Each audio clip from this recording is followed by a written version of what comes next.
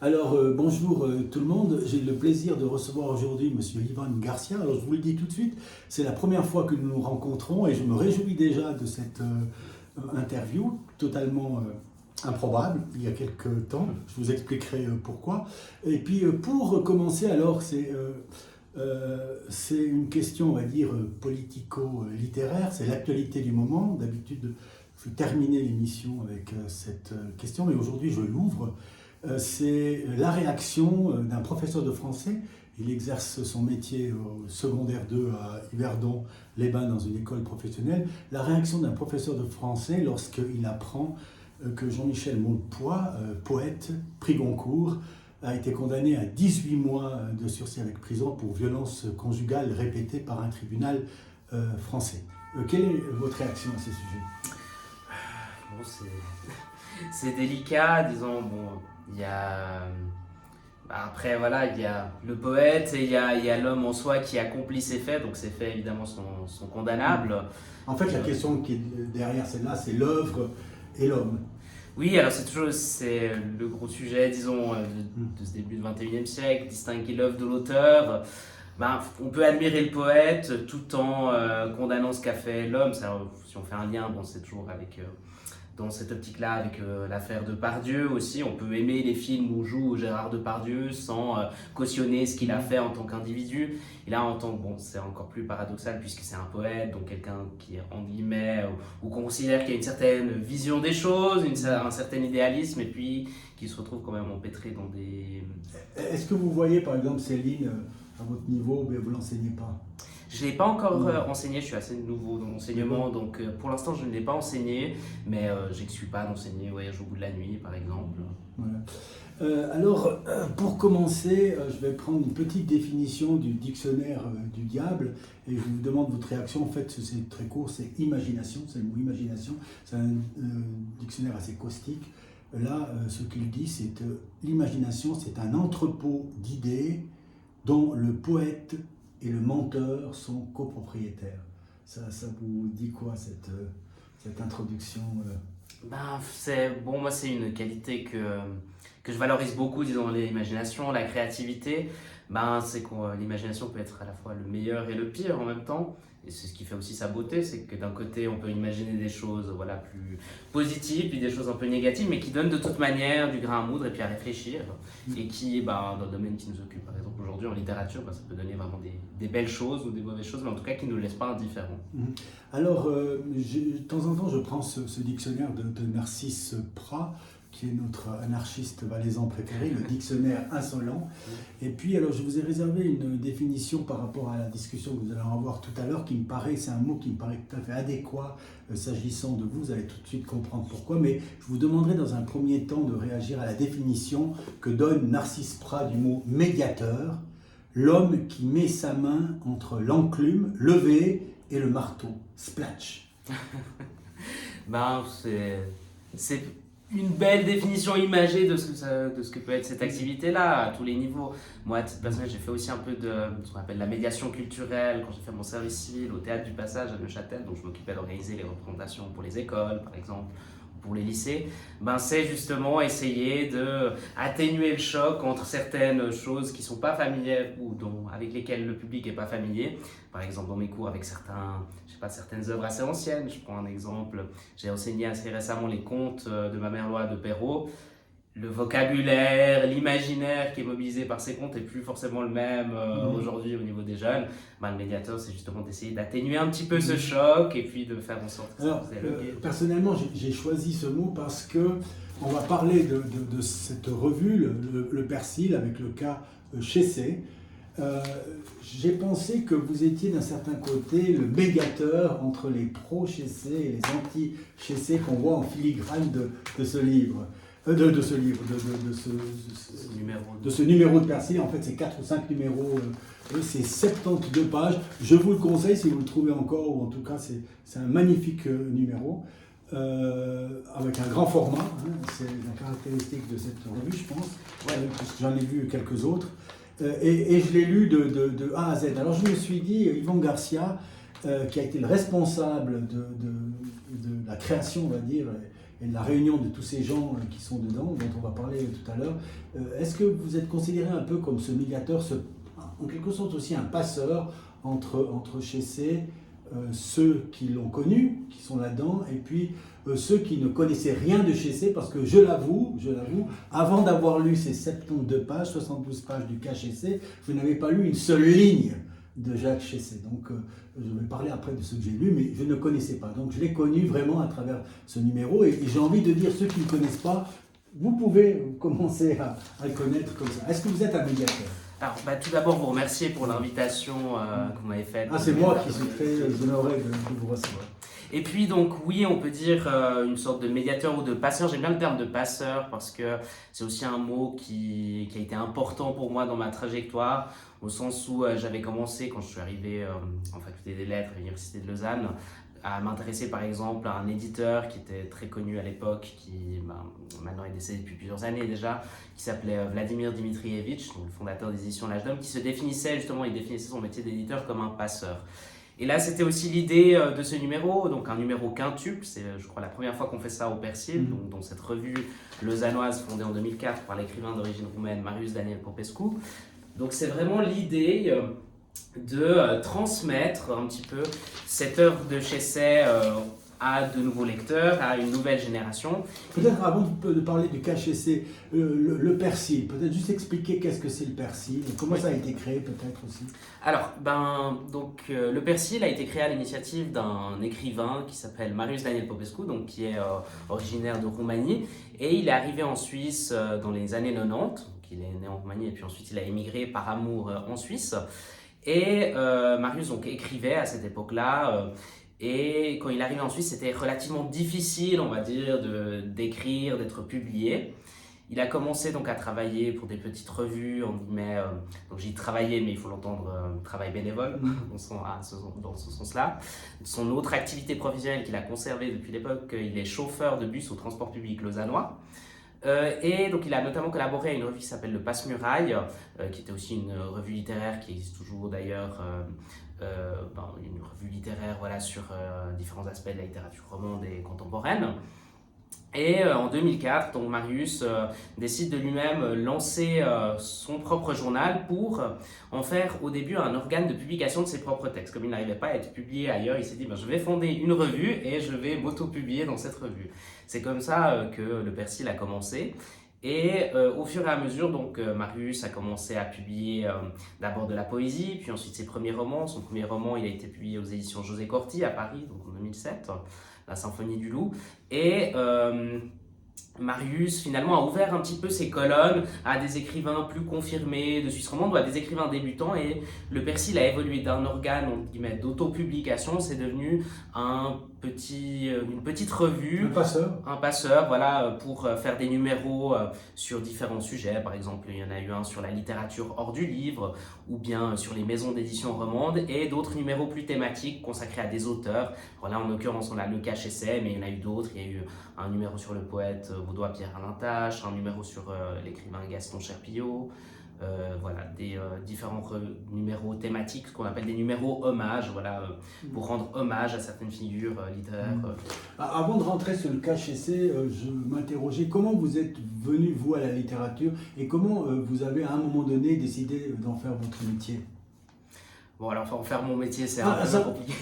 Non. Mais oui, en tant qu'enseignant de français, on enseigne la littérature, c'est vrai. J'y suis venu depuis que quand j'étais petit. Alors je viens pas d'une famille, disons, littéraire ou de lettrés. D'une part par l'enseignement, par l'école, donc j'ai toujours eu des enseignants qui nous incitaient à lire. Peut-être aussi au niveau de l'histoire. Au début, j'aimais vraiment beaucoup l'histoire, et puis l'histoire, c'est souvent lire des livres ou lire des documents. Donc c'est par ce biais-là peut-être que je suis arrivé un peu plus profondément dans la littérature, et puis aussi un peu au niveau de ma famille, parce que j'ai une grande sœur qui lisait beaucoup. Alors on lit pas forcément le même type de livre, mais qui me prêtait des livres. Alors justement, on va faire une parenthèse là. Les 3 livres que vous proposeriez à ceux qui nous écoutent aujourd'hui, qui vous ont marqué pour une raison ou pour une autre. Alors c'est toujours une question un peu difficile, surtout quand on est en français, parce que les choix sont forcément arbitraires, puis on voudrait en conseiller 10 000, mais on n'en a que 3. Donc un des livres qui m'a, je je dirais, marqué. Un de mes premiers livres dont je me souviens le mieux, c'est assez classique, c'est L'île au trésor de Robert Louis Stevenson, donc avec cette histoire de piraterie. Lu dans l'adolescence ou bien? Ouais, début d'adolescence, préadolescence, je devais avoir peut-être 10 ans ou peut-être 12 ans, peut-être un peu moins. Mais voilà, cette histoire de pirate qui est toujours bien.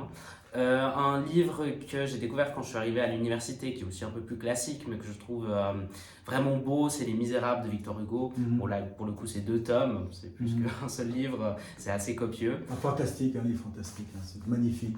Ah, c'est merveilleux cette histoire du forçage en Valjean, cette histoire de rédemption, vraiment belle. Puis aussi avec tout le projet qu'Hugo a derrière, donc cette idée un peu d'améliorer la société ou bien d'essayer d'avoir un impact sur ce qui l'entoure. Et je dirais troisième, un peu plus exotique, mais qui combine un petit peu les deux. C'est un ouvrage qui s'appelle La mort en Arabie, puis aux éditions Actes Sud, d'un auteur qui s'appelle Thorkild Hansen, donc il est danois. Et Thorkild Hansen donc, a écrit ce livre sur une expédition de scientifiques qui a eu lieu au XVIIIe siècle. Le royaume du Danemark en fait, a envoyé des scientifiques pour atteindre ce qu'on appelle l'Arabie heureuse, ce que Alexandre le Grand appelait l'Arabie heureuse, qui est l'actuel Yémen. Et donc on suit un peu ce périple de scientifiques et le narrateur fait des digressions entre cette épopée-là que vivent ces 4 scientifiques et le temps qu'il vit lui-même, donc la temporalité du XXe siècle, après la Deuxième Guerre mondiale, où voilà, il met les deux en parallèle. Et surtout, je trouvais que c'était important, puisque, un peu comme L'île au trésor ou autre, il y a cette volonté quand même, alors aujourd'hui on a un regard très critique sur ces phénomènes, sur la colonisation, et c'est normal, mais il y a un regard quand même d'avoir un discours sur, voilà, ils sont partis, mais ils avaient un certain idéalisme, ils voulaient découvrir des choses, augmenter le savoir humain, ils imaginaient justement un pays, l'Arabie heureuse, donc qui serait un pays merveilleux où coule le lait, le miel, etc. Et puis la réalité est un petit peu différente, ça a une fin, c'est tragique. Et puis alors, quand vous avez découvert, vous, puisque moi je l'ai découvert grâce à vous, mais vous avez découvert comment la première fois Jacques Chessé? Alors, il y a eu plusieurs étapes, on va dire. Je dirais que la première fois où alors peut-être avant, je vais reprendre mon discours. Donc Chessé, il est mort en 2009. Moi, j'ai actuellement 28 ans, donc je ne suis pas de l'ancienne génération qu'il a absolument connu de manière intime. Je l'ai peut-être vu, mais je n'ai pas de souvenir. Est-ce que je l'ai vu à la télévision ou dans les magazines à cette époque-là? Et la première fois que j'ai entendu parler de Chessé, c'était au gymnase. Donc j'étais au gymnase à Yverdon. C'était un de nos enseignants de latin qui aimait bien voilà, nous dire des choses au niveau de la culture générale. Et puis il nous avait parlé d'un écrivain vaudois qui avait gagné un prix, le prix Goncourt en 1973 pour son roman qui s'appelle L'Homme. Et j'ai retrouvé un cahier de l'époque, un cahier de latin où j'avais noté ça dans la marge l'autre jour d'ailleurs en fouillant dans ma bibliothèque, c'est assez drôle. Je suis retombé là-dessus, puis finalement je ne me suis pas intéressé à HEC quand j'étais au gymnase. Pour plusieurs raisons, j'avais peut-être pas encore un amour de la littérature très développé. Et puis aussi, je me souviens qu'une de nos enseignantes avait, au niveau de la littérature roman, nous avait plutôt enseigné Ramu et pas forcément Chessé. Voilà, c'est des choix comme ça, mais c'était très bien aussi, la beauté sur la terre.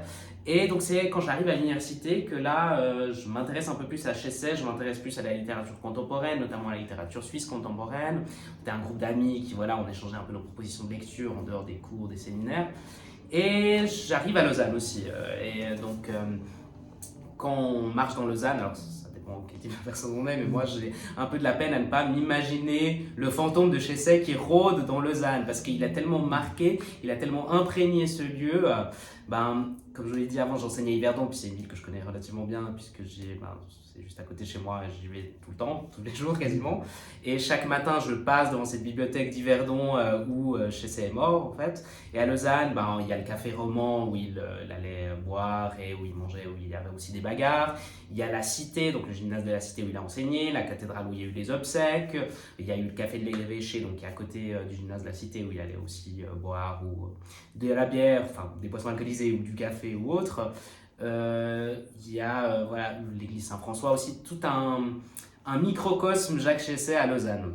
Et donc je commence à m'y intéresser, je commence un petit peu par les livres les plus contemporains ou les plus récents, donc Un juif pour l'exemple notamment qui est très connu, Le vampire de Ropra, un petit peu ces petits thrillers historiques ou journalistiques. Et puis évidemment L'Ogre.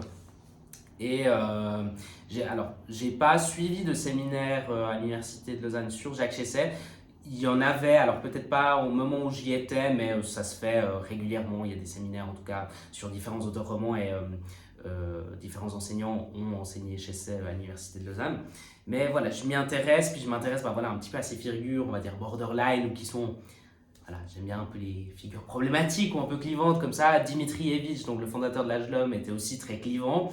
Et je sais, il y avait cette aura un petit peu noire, je dirais le vampire de Lausanne, c'est un peu Jacques Chessay, parce que voilà, c'était quelqu'un qui avait gagné un prix, il n'était pas très aimé, etc.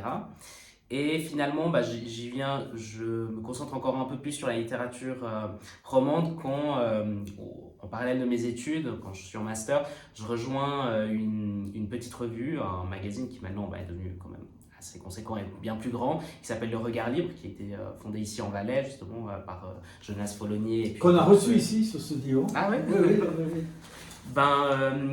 Et là, je commence à écrire notamment pour le théâtre, mais aussi pour la littérature. Je m'intéresse encore plus au milieu roman. Et après, je débarque au Persil. Et voilà. Donc là, vous avez expliqué, à un moment donné, vous dites, voilà, on pourrait faire des numéros spéciaux, 5 numéros en coup. Ça a été assez facilement accepté par ceux qui vous entourent, de se dire, tiens, on va mettre un gros coup pour le Persil et on va s'occuper du Quinchessé. Alors, je dirais que oui, je vais juste expliquer un petit peu la genèse de ce numéro. Enfin, c'est en lien avec la question. Donc, j'arrive au Persil et puis il y a cette idée... parce que le Persil, donc, il n'y a pas forcément un rythme de publication, on va dire, régulier. Il y a plusieurs numéros qui sortent par année, mais ce n'est pas forcément un rythme mensuel ou bimensuel ou trimestriel. Ça dépend un petit peu du niveau, enfin, ou du délai de fabrication, on va dire ça comme ça. Et donc j'arrive au Persil, je discute avec Marius Daniel Popescu, le rédacteur en chef, et je vois donc il y a ces numéros thématiques, ces numéros hommages qui sont consacrés à Pierre-Alain Tache, à Gaston Cherpiot, qui sont vraiment des numéros hommages, c'est-à-dire qu'est-ce que Gaston Cherpiot a apporté à la littérature romande, qui sont plutôt, disons, positifs. On montre un peu que les aspects positifs, alors il y a peut-être aussi quelques points critiques, mais c'est quand même relativement, positif ce qu'il y a dans ces numéros. Et de mon intérêt pour Chessay, ces figures clivantes, Chessay aussi, dont j'ai pas tout lu ce qu'il a publié, parce que ce serait impossible, il a tellement publié, mais j'avais lu plusieurs romans, je découvrais un Chessay aussi qui était intéressant pour faire un travail d'enquête, parce qu'il y a le Chessay des premiers romans qui est un petit peu, on va dire, drôle, provocateur, le Chessay un peu plus à partir de l'Ogre, ou des romans qui sont publiés chez Grasset, un peu plus conformistes, on va dire, il creuse ce filon un peu de la littérature romande calviniste, mais sans être forcément comme au début dans les outrances. Alors, il y a quand même un petit peu, mais c'est relativement conforme. Et puis le Chessay un peu plus des chroniques, ou bien qui est plus sensible. Et donc, je discute à plusieurs reprises avec Marius Daniel Popescu en lui disant, voilà, cher Marius, tu as publié des numéros, alors il n'a pas été le directeur de chacun de ces numéros ont été délégués à différentes personnes, mais voilà, je lui disais, il y a eu un numéro sur Gaston Cherpiot, un sur Pierre-Alain Tache, plusieurs sur Ramu, Marius Daniel Popescu est un grand lecteur de Ramu, je dis, mais c'est quand même étrange tout ça, il n'y a pas un seul numéro consacré au seul lauréat du Goncourt en Suisse, à cet auteur important qui est quand même Jacques Chessay. Donc on discute à plusieurs reprises de tout cela, et puis il me dit une fois, oui, mais comprends-tu, Yvon, ça fait plusieurs années que je réfléchis à consacrer un numéro à Chessay, mais c'est très compliqué, ça demande énormément de travail. Et puis à un moment, je lui ai tellement, pour dire ça comme ça, cassé les pieds, que c'était un soir, il m'a dit, très bien, bon, alors, tu veux Chessay, tu auras Chessay. Je te nomme donc directeur du numéro Chessay, tu fabriques le numéro, tu as carte blanche. Et donc ça a été assez facilement accepté après plusieurs relances, mais Marius a ce côté très positif qu'il est toujours ouvert. Il fallait quand même le faire. Mais je pense que là, on parlait d'un ou deux numéros, là on en a 5. Oui. Le travail est la montée du numéro, je pense à quelque sorte grossi le papier, etc. Comment ça s'est passé? Est-ce qu'à un moment donné, vous vous êtes dit, dans une pipe, ça ne sera pas qu'un simple petit numéro? Alors, à la base, à l'origine vraiment du projet. Comme j'ai constaté assez rapidement, c'est aussi un peu ce qu'il y a au cœur de ce numéro, c'est qu'on constate une cassure générationnelle au niveau de la réception de l'œuvre de Chaussée. Il y a d'un côté les personnes de l'ancienne génération qui ont connu Chaussée, qui ont vécu, on va dire, avec lui, enfin, qui étaient ses contemporains, qui n'arrivent pas à lire l'œuvre sans voir le personnage derrière et donc qui ont des réactions, on va dire, certaines fois épidermiques, quasiment, donc qui n'arrivent pas à lire l'œuvre pour ce qu'elle vaut vraiment, mais qui voient sans arrêt son fond derrière. Et la jeune génération, je dirais les gens de mon âge, ou ouais, à peu près mon âge, qui connaît assez peu finalement, je sais, c'est assez paradoxal, puisqu'au niveau de la production qu'il a eue, ou de l'écho médiatique qu'il avait à l'époque, on connaît finalement assez peu. Et il y a un peu cette génération entre deux, je dirais entre 35 et 50 ans, qui sont justement un peu ceux qui l'ont un peu connu quand il était déjà connu, mais pas tout à fait, ou en tout cas il était omniprésent à cette époque-là. Bon, à la base, je voulais faire 2 numéros en fait. Je voulais faire un avec, entre guillemets, l'ancienne génération et un deuxième avec la nouvelle génération.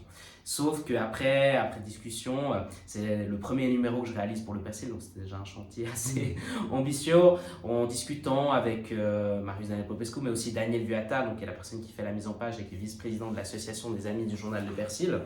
Il m'a dit oui, c'est quand même un petit peu artificiel, on va dire, cette cassure entre les deux. Ce serait mieux d'avoir un numéro, mais où tous les points de vue sont mélangés. Et donc après je me suis dit, ah bah tiens, pourquoi pas, effectivement. Donc c'est parti sur un numéro et je me suis assez rapidement rendu compte que ça allait être en tout cas un numéro double, mais en fait ça a augmenté au fur et à mesure. C'est-à-dire que régulièrement je sollicitais Marius Daniel Popescu pour savoir, écoute, voilà, j'ai tant de personnes intéressées ou j'ai tant de personnes qui m'ont répondu positivement, donc quelle est la limite de page, est-ce qu'on peut faire un peu plus ou pas, et à l'échéance finale, donc à ces 72 pages à 3 quand même. Ouais. Donc c'est vraiment du texte, hein. De temps en temps c'est illustré, mais c'est vraiment du texte, hein.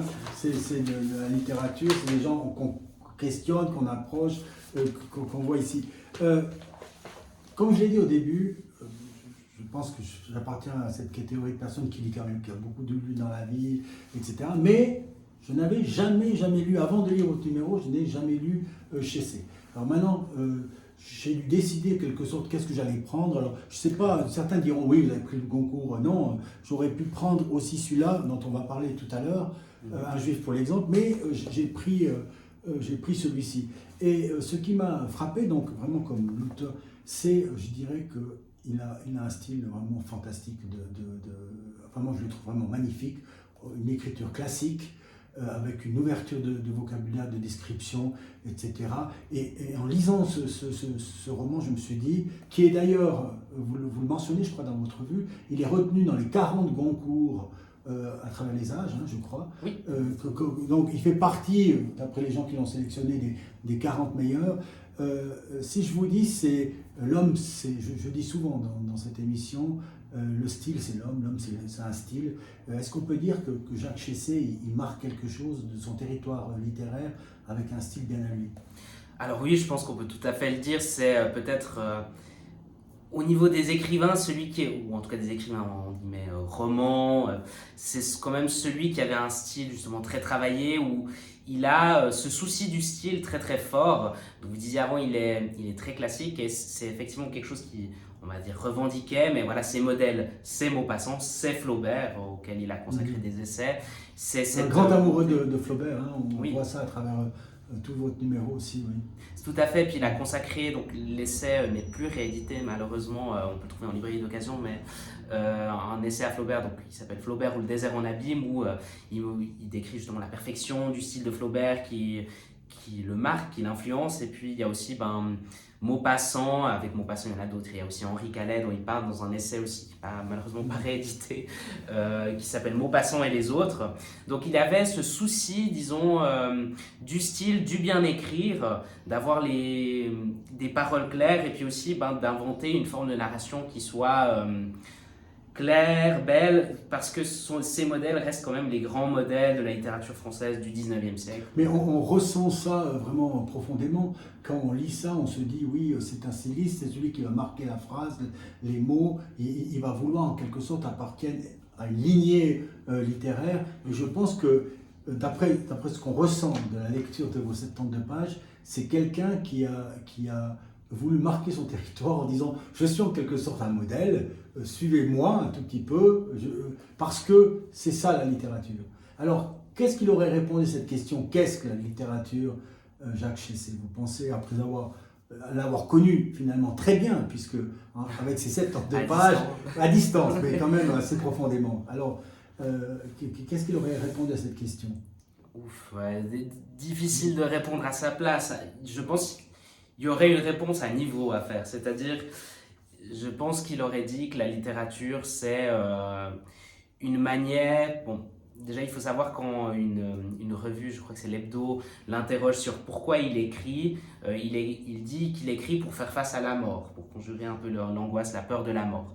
Je pense qu'il aurait répondu ça, c'est que la littérature, c'est une manière... La mort jouant un rôle assez fort dans ce livre aussi. Hein. C'est un des thèmes centraux de l'œuvre de Chessel, puis aussi sa matrice existentielle. On en parlera peut-être après. Qu'est-ce qui a fait de lui finalement en écrivain, ou quels événements ont compté pour lui pour être écrivain. Je pense qu'il dirait que la littérature, c'est une manière donc d'inventer des formes, d'inventer des styles, d'inventer des histoires pour échapper à la mort, ou bien pour essayer de conjurer ce fantôme qu'est la mort. Ou il dirait aussi, effectivement, la littérature, c'est une manière de s'inscrire à la fois dans une lignée, puis en même temps de la dépasser. Il y a aussi dans l'œuvre de Chessès ce paradoxe, ou toujours cette contradiction. On cherche des absolus, mais en même temps, ces absolus, on les trouve dans des choses très terre-à-terre, voire très souterraines. Voilà. Parce que vous avez dit tout à l'heure que la plupart des numéros du Persil étaient positifs, etc. Et là, on voit que vous avez essayé de balancer, il y a le positif et le négatif. Mais si je caricaturais ce numéro, je dirais que le positif, on est dans le champ formel de la littérature, et le négatif, on est dans le champ matériel de l'homme. Est-ce que je me trompe en disant ça? Je dirais que vous avez juste après, c'est toujours comme la question... qu'on a eu au début de cette entrevue, c'est toujours difficile parce que l'œuvre et la personne sont quand même liées. Il y a des défauts de la personne ou des obsessions de la personne matérielle qui se retrouvent dans l'œuvre. Mais pour revenir à cette idée du numéro, c'est que j'avais dit à Marius Daniel Popescu, donc avec Chessay, au début je voulais faire un numéro hommage, mais ça sonnait faux de faire un numéro hommage avec Chessay parce que c'est un écrivain. On peut se balader dans la rue à Lausanne, j'ai pu le constater une fois. Chaque personne presque du canton de Vaud a un avis sur Chessay. On a entendu parler et c'est quelqu'un qui provoque des réactions contrastées. Il y a des personnes qui l'adorent, des personnes qui le détestent.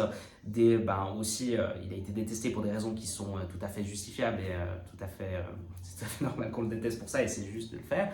Mais on ne pouvait pas faire un numéro hommage, ça aurait sonné tartuffe, un peu faux. Donc il fallait faire un numéro où on rassemblait les points de vue contradictoires parce que c'est aussi le premier pas vers une critique, la critique de l'œuvre au sens académique. Donc on évalue qu'est-ce qui est bon, qu'est-ce qui est mauvais, pourquoi, on en discute. C'était l'ambition de ce numéro, de faire une table ronde. Finalement, une table ronde qui a eu en partie lieu à l'Université de Lausanne, donc en 2019, il y a eu une journée d'études consacrée à l'œuvre de Chessay, mais là, c'était un peu plus ouvert à différentes personnes, écrivains, journalistes, professeurs d'université, auteurs, jeunes, comme plus âgés, éditeurs. Et donc l'idée de se mettre autour de la table, maintenant, qu'est-ce qu'on fait avec cette œuvre? Ça fait plus de 10 ans que l'auteur est mort. Est-ce qu'il ne serait pas le moment d'essayer de voir de ce qu'on peut récupérer, qu'est-ce qui peut nous inspirer? Je pense notamment à la question du style, l'exigence que Chessay avait pour le style. C'est-à-dire c'est quand même quelqu'un qui était un bourreau de travail, qui travaillait énormément ses textes, qui lisait beaucoup, qui les retravaillait. Alors ça, on le ressent profondément dans ce livre, qui est le seul que je connais. On sent que derrière, il y a une volonté de poser le mot juste au bon moment, d'avoir le rythme qui fait qu'on est dans l'action ou dans la description, etc., qui est très très marqué. Hein. Oui, et puis si je reviens à la question que vous posiez, donc effectivement, littérairement, alors il y a quand même des critiques négatives sur l'œuvre, dans le sens où c'est vrai qu'à partir du moment où il gagne son Goncourt, voilà. Il est dans une production très linéaire, on va dire, c'est un roman par année, c'est un petit peu les thèmes, disons, folkloriques ou un petit peu faciles de la personne disons, du bourgeois de classe moyenne, vaudois, un peu conservateur de l'époque, protestant, qui est séduit par... Alors, on a dit, on ressent à un moment donné dans votre numéro que finalement le drame de Chessay, c'est d'avoir obtenu le Goncourt avec ce livre. Est-ce que c'est trop ironique comme remarque ou bien... Je dirais que c'est pas un drame. On voit que ça a joué un rôle... Enfin, je suis mitigé sur cette question, mais... Est-ce qu'il aurait été un autre Chessay? Est-ce qu'il aurait fait autre chose? Est-ce qu'il a été happé par la rue des Saints-Pères trop pour la suite de sa carrière? Alors peut-être qu'il y a eu effectivement, à partir du moment, je dirais pas un relâchement, mais qu'à partir du moment où il publie le Goncourt, il y a voilà, ces romans qui aujourd'hui, la plupart, sauf erreur, ils sont même pas réédités. C'est L'Ardent Royaume, c'est ces romans du milieu des années 70 jusqu'à un peu milieu des années 80, à part quelques-uns, peut-être Jonas ou d'autres, mais qui sont assez lisses.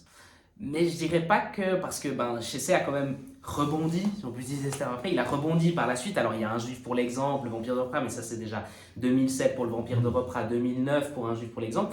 Mais il y a ce Chessay justement publié chez Bernard Camp, aux éditions Bernard Camp Pige, donc dans les années 90, qui livre des chroniques, donc un peu plus des textes sur sa vie, sur lui-même, qui est un Chessay absolument magnifique. Je pense notamment à L'Imparfait, qui est un de mes textes préférés de Chessay, où il se découvre.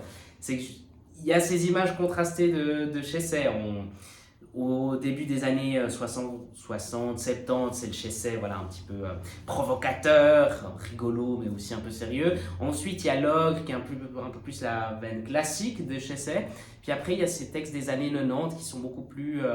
qui nous font découvrir un Chessay doux, voilà, qui aimait le jazz, qui était sensible quand même, parce qu'en fin de compte, ça reste quand même un être qui, malgré la carapace de fer qui s'est forgé ou qui donnait à voir, qui était quand même sensible sur certains aspects, voire hypersensible. Bon, disons que dans L'Ogre, ça se ressent, à chaque mot, etc., hein, je pense, enfin, je ne sais pas.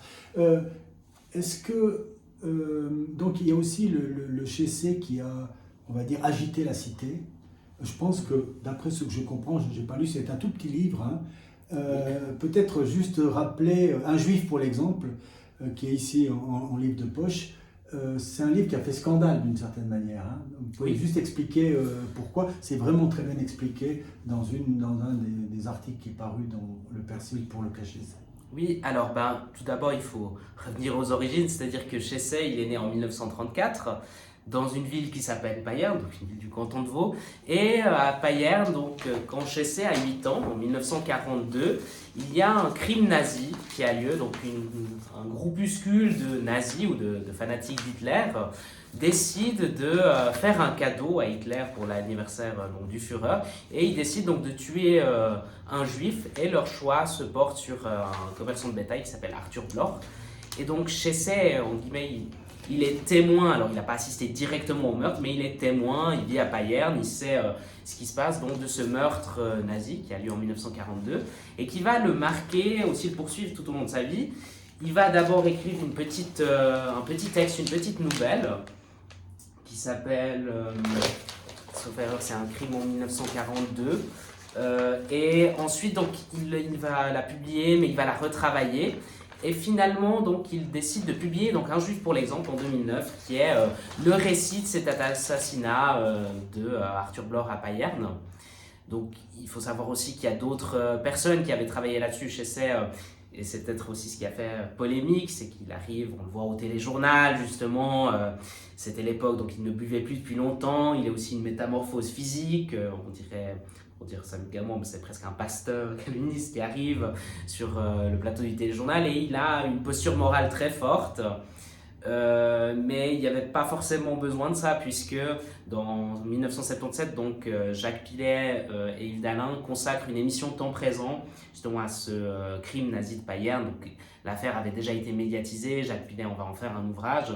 Et Chessay et c'est ce que la ville de Payerne, en tout cas dans ce reportage, le syndic de Payerne avait été interrogé, donc reportage pour la RTS quand Chessay a publié le livre, puis aussi les archivistes en disant mais pourquoi il est allé déterrer cette sinistre histoire, il n'avait rien de mieux à faire. Il a choqué, il a fait scandale, et puis il y avait d'une part le fait qu'il allait mais ça je trouve c'est aussi un aspect intéressant de son œuvre, c'est que c'est une œuvre qui vient un petit peu appuyer là où ça fait mal, déterrer ce qui est secret. On est quand même, en tout cas dans la Suisse dans laquelle il a vécu, le canton de Vaud assez secret, assez protestant, on cache un peu les choses. Et lui donc est venu exhumer à nouveau cette histoire-là qui a fait scandale, donc il y a eu ce problème avec les autorités de Bayern. Et on ressent aussi que Chessé, c'est un écrivain vaudois. La terre de Vaud était très importante pour lui, il l'a bien décrit. Et puis alors, il y a un article, c'est d'ailleurs l'une des personnes qu'il a le plus côtoyé, d'après Bertil Galland, éditeur également, et qui dit ici, de manière assez claire, le souhait, le désir, la volonté de Chessé eût été de devenir un écrivain parisien. Il n'y a pas ici une sorte de curiosité entre vouloir être édité chez Grasset. D'après ce que j'ai compris, rester dans le quartier du latin, dans le 6e arrondissement, il ne bougeait pas trop, et il voulait être là dans la petite société des écrivains. Et d'un autre côté, c'est cette terre vaudoise qu'il essaye d'exporter pour devenir écrivain parisien. Oui, alors c'est vrai que c'est très paradoxe, très Chessé, quoi. C'est, en même temps, il met en avant un petit peu tout ce qui est caractéristique de cette société vaudoise. Il est lui-même très attaché au canton de Vaud, justement du fait après qu'il ait gagné le prix Goncourt, il construit cette maison, enfin il achète cette maison à Repras. Il n'aimait pas voyager justement, donc un des rares endroits où il allait c'était Paris en TGV. Il restait plutôt voilà, dans les quartiers historiques, de temps en temps il allait au Louvre ou ailleurs. C'est quand même quelqu'un qui avait un gros souci ou une grosse volonté d'être reconnu. Il voulait être considéré comme l'écrivain, je dirais avec un E majuscule. D'ailleurs, un des contributeurs le dit, Chessé, quand ce contributeur était jeune, ce n'était pas l'écrivain avec un E minuscule, mais l'écrivain avec un E majuscule, qui est publié par Grasset, comme Ramu d'ailleurs, quelqu'un... c'est toujours le rapport de Chessé à Ramu, il l'admire, mais en même temps, il dit qu'il ne veut pas le dépasser, mais on sent qu'il y a quand même un peu une sorte de rivalité. Alors, je dirais, moi, effectivement, il y a le noir et le sombre et le joyeux et le lumineux dans ce dossier, c'est pour ça qu'il est très équilibré. D'ailleurs, avant de venir à mon anecdote, là, quand vous avez terminé ça, est-ce que vous avez ressenti vous-même une fierté d'avoir réalisé ce numéro ? Alors oui, une fierté d'avoir réalisé Parce que franchement, j'espère que vous répondez un grand oui pour vous-même. Je le reconseille à tout le monde. Un magnifique numéro. C'est vrai que ça m'a occupé, comme je le faisais à côté, enfin voilà, c'est 100% bénévole là. Quand vous achetez le numéro, donc qui est au prix de 25 francs, nous ne touchons absolument rien. Enfin, c'est la revue qui gagne cet argent-là, mais c'est pour payer les prochains numéros, pour couvrir les frais d'impression. On ne touche rien, que ce soit Marius, Daniel Popescu ou moi-même, il n'y a aucun dividende, si on peut dire ça comme ça, que nous touchons. Donc oui, quand même une fierté d'avoir rassemblé déjà, c'est une quarantaine de contributeurs, c'est pas rien, 72 pages, et puis d'essayer, vraiment l'objectif c'était de faire justement ce mot que je dis, ce Chessexorcisme, d'essayer de faire en sorte que maintenant on ait une discussion sur ce fantôme qui rôde, et puis qu'on essaye de voir, parce que je pense qu'il y a beaucoup d'éléments qui pourraient inspirer les jeunes auteurs ou la nouvelle génération d'auteurs, que c'est pas un auteur qui devrait être relégué comme peut-être on l'a fait ces dernières années un peu dans la marge, où on n'en parle plus trop, mais qu'on devrait justement en discuter, et qu'on devrait, si y a des ambitions à ce numéro, c'est de faire découvrir déjà aux personnes qui ne connaissent pas Chessé son œuvre, pour qu'ils puissent, après la lecture de ce numéro, se dire tiens, je vais aller lire 1 ou 2 livres de Chessé, voir qu'est-ce que j'en pense. Et aussi, donc peut-être, autre ambition, ce serait de commencer à lancer quelques études, que ce soit académiques ou autres, sur l'œuvre de Chessé. Alors là-dedans, il y a la mention, il y a une sorte de réticence à le faire au niveau universitaire. C'est comme Chessé pensait finalement avoir été exclu de cette zone universitaire, et il était en quelque sorte confronté à ses adversaires. Ses adversaires étaient universitaires. Je traduis mal ce que j'ai pensé avoir compris. Ils n'étaient pas tous universitaires, mais les relations de Chessé avec l'université, en particulier l'université de Lausanne, étaient tumultueuses, voire conflictuelles, parce que une des personnes qui a beaucoup compté dans la trajectoire de Chessé, c'est peut-être aussi, une des choses que j'ai malheureusement pas pu ajouter à ce numéro, puisqu'il était déjà assez copieux. Toutes les personnes vraiment qui ont joué un rôle dans sa trajectoire, il y a évidemment son père, il y a ses enseignants au collège Saint-Michel à Fribourg, il y a Jacques Mercanton, donc, qui était professeur au gymnase de la Cité, et qui a aussi, à l'époque ça s'appelait pas le gymnase de la Cité, et qui a ensuite enseigné à la faculté des lettres de l'université de Lausanne, avec qui Chessé était très proche. Mais donc effectivement, Chessay aurait voulu être entre guillemets, consacré par l'université, être étudié, être plus invité. Alors il a été invité par que ce soit l'université de Genève, Sylviane Dupuis, qui est contributrice aussi. Oui, qui est un excellent article. Oui, exactement. Qui ouvre un petit peu, qui fait réfléchir sur de quelle manière la recherche, donc les chercheurs aujourd'hui ou les doctorants pourraient se pencher sur l'œuvre de Chessay. Et à l'université de Lausanne, donc à l'époque, maintenant ça a changé de nom, mais ça s'appelait le Centre d'études sur les lettres romandes, qui était dirigé par une professeure qui s'appelait Doris Jacoubek, avec qui Chessay avait des relations très conflictuelles, ce qui fait qu'il était un petit peu mis... il y avait une inimité entre les deux parce qu'il y avait eu une histoire avec... par journaux interposés. Grosso modo, Chessay avait défendu un écrivain d'extrême droite, je crois, Genevois, et Doris Jacoubek ne défendait pas évidemment cet écrivain, et il y a eu un peu cette... Chessay était très coutumier de ces polémiques un petit peu par médias interposés. Bon, mais comme le dit Daniel Maggetti, donc, qui est l'actuel directeur du Centre des littératures en Suisse romande, il n'y a aucune obligation pour l'université que l'université se penche sur telle œuvre ou sur tel auteur. Ça fait partie de la liberté académique, on a le droit de faire des sujets ou des publications. Alors, je dirais que l'aspect noir, j'ai trouvé là-dedans personnellement, c'est une anecdote, je ne sais pas si ça vient tout à la fin, parce que finalement il a été très proche des gens du prix de Goncourt, il était conseiller littéraire, et à un moment donné il était candidat pour faire partie du jury du Goncourt, et il y a une petite allusion dans un fin de texte où on explique que peut-être la raison pour laquelle Chessay n'a jamais été jury Goncourt, c'est parce que durant sa carrière de conseiller littéraire de Goncourt, il n'aurait jamais proposé à la simple lecture un seul écrivain roman. Est-ce que c'est une anecdote vraie ou c'est des rumeurs de... on ne pourra jamais savoir si c'est totalement vrai ou pas. Alors c'est effectivement ce que dit ce contributeur-là. Après, il semblerait que ce soit dans les faits, pendant que quand Chessay a été publié dans ces années chez Grasset, dans les faits, il n'y a eu effectivement aucun autre auteur suisse publié chez Grasset. C'était quand même quelque chose d'assez particulier dans sa personnalité. C'est vrai qu'on a dit avant, c'était quelqu'un qui était très soucieux d'avoir de la reconnaissance, d'être considéré comme un grand écrivain, à tel point qu'il avait une jalousie maladive quand d'autres publiaient certaines choses ou quand d'autres étaient reconnus. C'est ce qui fait aussi qu'il y a par exemple certains écrivains qu'au début il a parrainé, on va dire, il les a soutenus, puis quand il commençait à devenir très important, semblerait-il qu'il les a un peu écrasés ou il a tout fait pour qu'ils ne lui fassent pas d'ombre. Et à cette époque-là, donc, en France, bon, il y a la question de Maurice Chapa, puisqu'on a aussi, on va parler de Chapa et de Corinne Alby. Donc, Chapa qui est quand même publié chez Gallimard. Corinne Alby a eu le prix Goncourt de la Nouvelle. De la Nouvelle, exactement. Ce qui semblerait qu'il n'a pas laissé Chessay indifférent, qu'il était quand même un petit peu jaloux ou revendicatif. Il y a ces deux auteurs-là. Alors, il y avait aussi Georges Borgeaud qui était publié chez Gallimard, et selon les bruits de couloir, Chessay se disait oui, c'est vrai, Borgeaud, parce qu'il a été publié avant que moi j'arrive, donc là, ok, ça passe, mais s'il y en a d'autres, ça ne va pas le faire. Et pour en revenir à cette question du prix Goncourt, c'est quelque chose que Chessay aurait adoré, faire partie du jury du prix le plus prestigieux de la langue française. Alors, il a fait partie du jury de différents prix, notamment le prix Médicis, mais jamais du Goncourt. Parce qu'à cette époque aussi, comme le dit ce contributeur, puis comme le montre l'histoire littéraire, il est quand même proche de certaines personnes qui ont une influence tout à fait forte dans ce prix Goncourt. On a François Nourricier, par exemple, il y a Hervé Bazin aussi, qui était le président du jury du prix Goncourt à cette époque-là.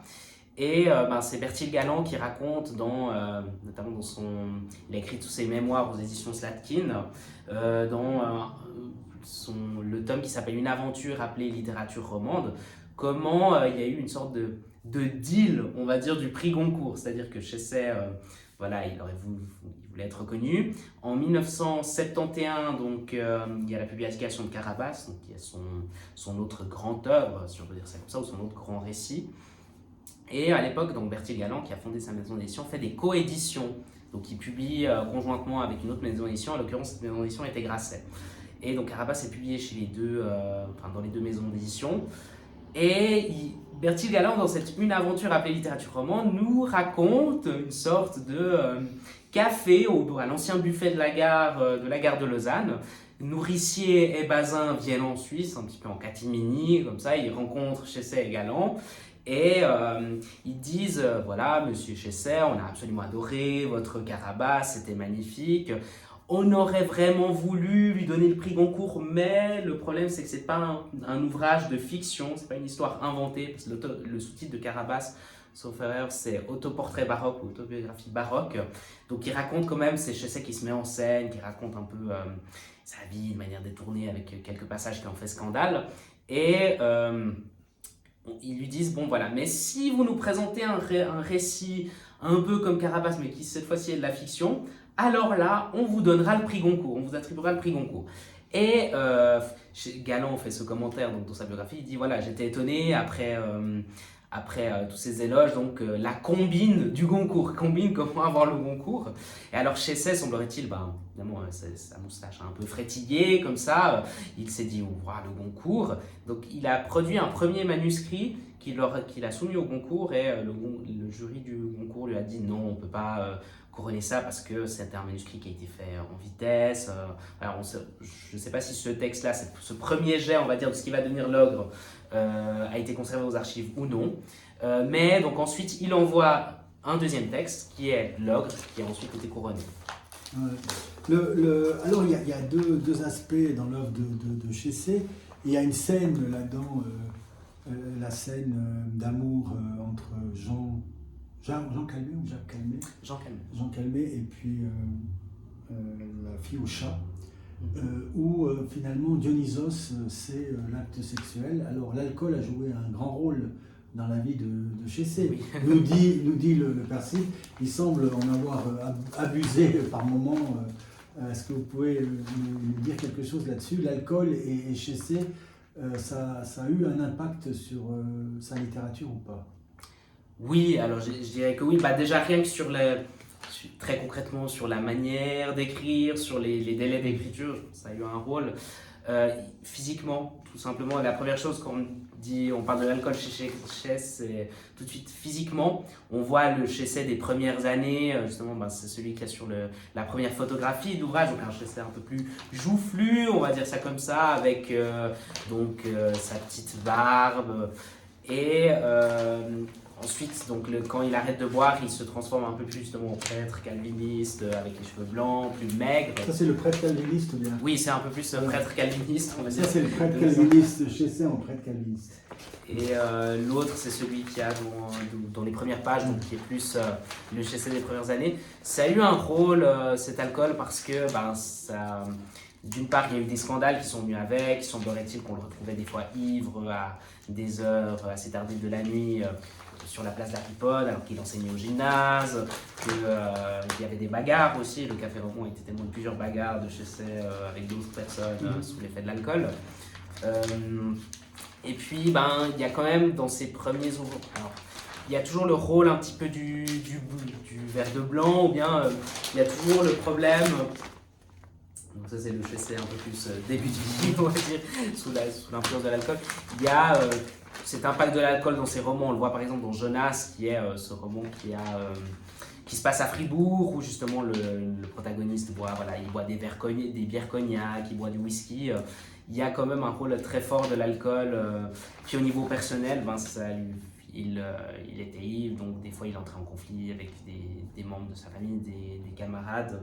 Et ça avait un impact très fort. Et puis là, il y a un aspect que j'ignorais tout à fait, parce que naturellement, je connaissais, on va dire, les signifiants Jacques Chesset, pas l'écrivain. Par contre, il était également peintre. Oui, tout à fait. Ici, c'est la 4e couverture. Ouais. Donc, sur le Minotaure, il a fait plusieurs séries sur le Minotaure, je crois. Alors, comment vous avez appréhendé Chesset et la littérature dans cette rubrique du Percy? Ça vient, c'est pas essentiel, mais vous l'avez également abordé.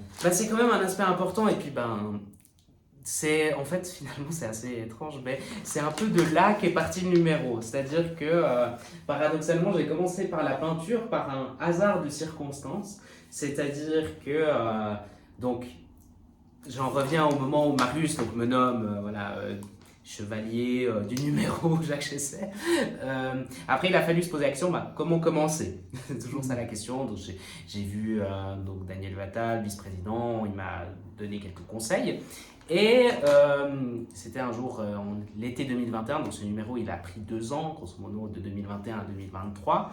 Il a été publié donc en décembre, oui, décembre, c'est numéro hiver Bon, 2023. la cible 2023, c'est pas un hasard, on est d'accord. Non, c'était pas un hasard, c'était pour fêter les 50 ans du Goncourt, du Goncourt qui a été gagné en 1973. Et donc en 2021, il y a une galerie qui s'appelle la galerie Arlo Vigo à Bouchillon, donc près d'Étoile, qui a consacré une exposition à l'œuvre picturale de Chesset.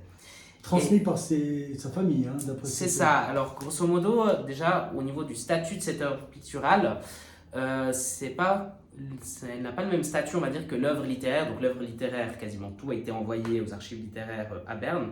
Tandis que l'œuvre je voulais terminer par ça, on terminera après pour les archives littéraires. D'accord. Mais continuons sur la voie de la peinture. Hein. Et la peinture, une partie a été prise par les archives et l'autre partie est plutôt restée voilà, au niveau de la famille.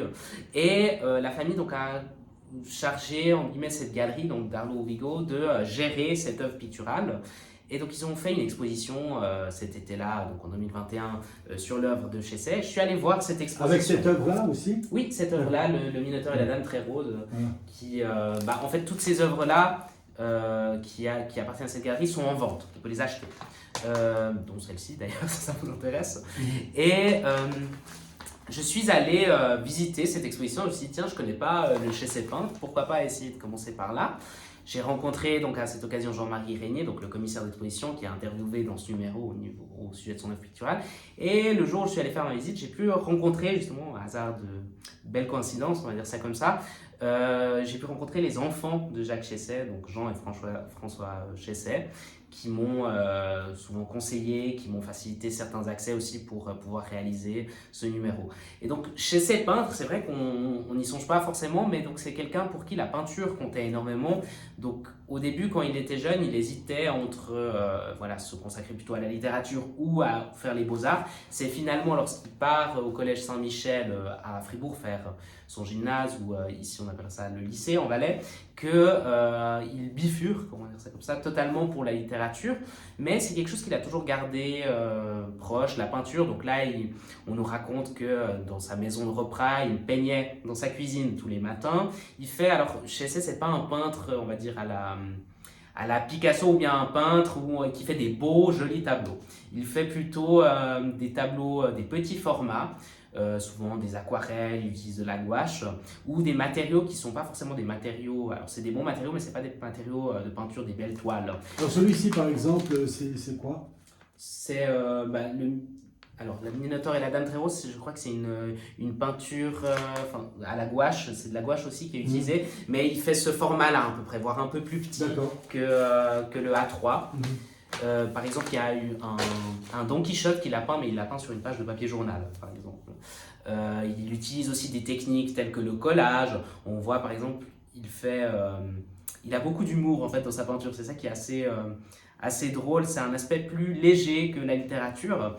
Il prend des sachets de thé de la Migros qui colle, il fait des collages, ou bien il découpe des magazines pornographiques et il fait un collage avec de la peinture. C'est une peinture très colorée, toujours avec du bleu, du jaune, du rouge, et où on retrouve ces archétypes, donc ces personnages qu'on retrouve sous une autre forme un peu dans ses romans, donc le Minotaure, un autre personnage qui s'appelle la Chatte-Mythe, justement, Avant de parler de ce qu'il est advenu des archives, j'aimerais que vous indiquiez qu'est-ce que c'est les archives. Qu'est-ce qu'il y avait dans ces archives de Jacques Chesset, le contenu matériel des archives?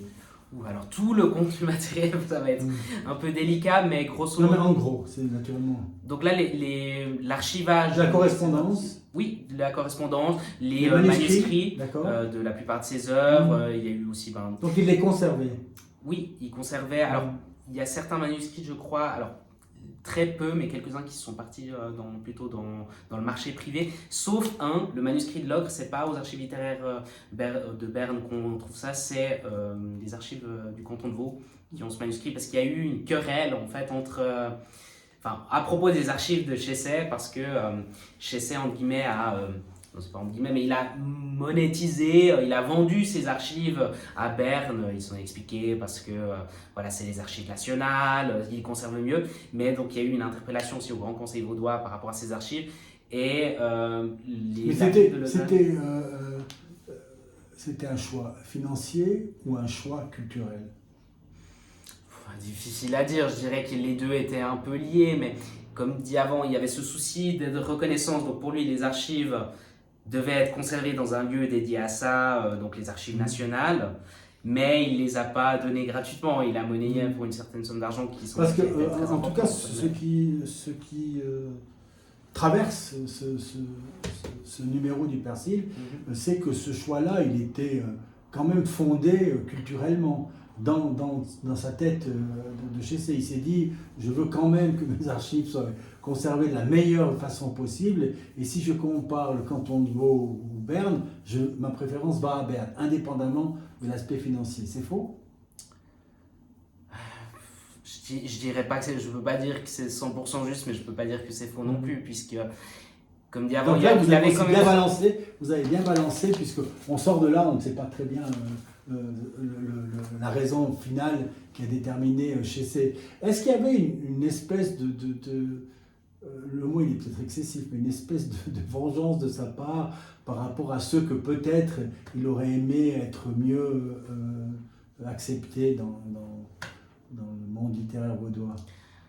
Bon, c'est vengeance, c'est-à-dire il était déjà tellement Non, il dominant par rapport à tout ça que la vengeance semble... Mais il y a quand même l'idée, il est venu quand même titiller un petit peu, je dirais, les autorités politiques, parce que les autorités politiques, ou en tout cas les archives, les archives de la ville de Lausanne, souhaitaient conserver les archives de cet écrivain, et puis il leur a un peu, voilà, il a dit non, je préfère partir à Berne. Et c'est ça qui est un peu presque paradoxal, c'est que la plupart de ces archives sont à Berne, sauf ce manuscrit de Logre qui est à Lausanne, toujours, et qui est quand même celui pour lequel il a gagné le prix Goncourt. Je pensais spoiler beaucoup plus cette revue, on ne l'a pas du tout spoilé. Alors je vous dis, vous passez en revue chaque article, on ne les a pas passés. C'est magnifique, c'est vraiment un travail magnifique. Et j'ai une dernière question à poser. Quel morceau de musique je vais terminer que vous conseillez, moderne, classique ou de jazz, ou je ne sais? Je pensais conseiller Californication des Red Hot Chili Peppers. Voilà, qu'on connaît. Alors, Yvan Garcia, merci pour ce moment. MPCM, c'est merci pour ce moment. Merci à vous, merci pour cet accueil.